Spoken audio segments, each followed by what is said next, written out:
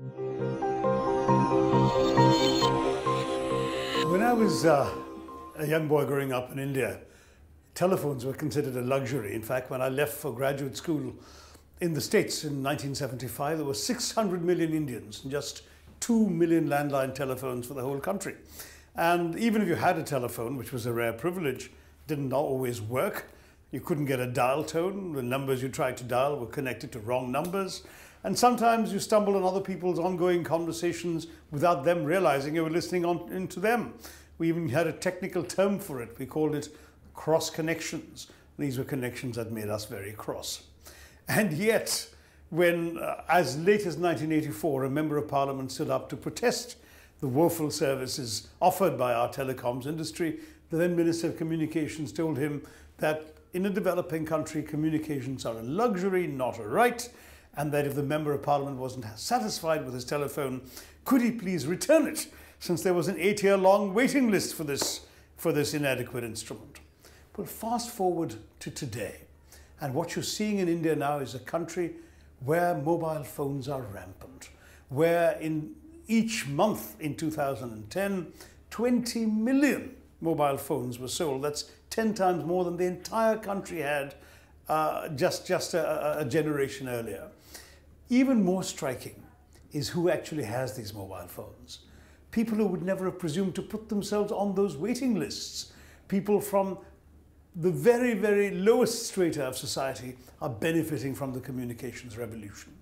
You will find, for example, in the side streets of Delhi suburbs, a fellow with a cart that looks like it was designed in the 16th century, on which sits a coal-fired steam iron that looks like it was designed in the 17th century. But in his pocket there will be a 21st century instrument, a mobile phone, because all the neighborhood can call him on that phone and tell him where to come and pick up a sari or a shirt to iron. He's the istriwala, the man who irons clothes, a very lowly profession empowered in a different way by the phones today. I was in a farm on a hot day in southern India when a friend said, "Would you like some coconut water to drink?" And of course I said yes, most refreshing thing you can do on a hot day in the tropics.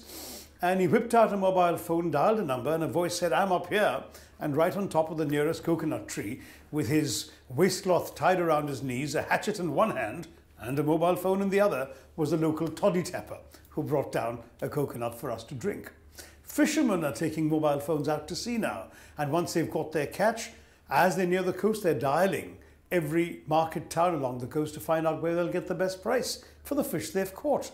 Farmers in the old days would actually have, on a hot day, once they've harvested their crop, to either go themselves or send an able-bodied young child 8-10 kilometers trudging off to find out if the market was open, whether they could sell the crop they'd harvested, and what price it would fetch. And then the kid would have to trudge back 8-10 kilometers and then they'd load their carts. Half a day's back-breaking labor now solved by one 2-minute phone call. The communications revolution is the true meaning of modern development. It's actually made life easier for the poorest of the poor, the underclass of society, not the luxurious living fat cats who used to have phones in the old days. That's the revolution that I celebrate in India today.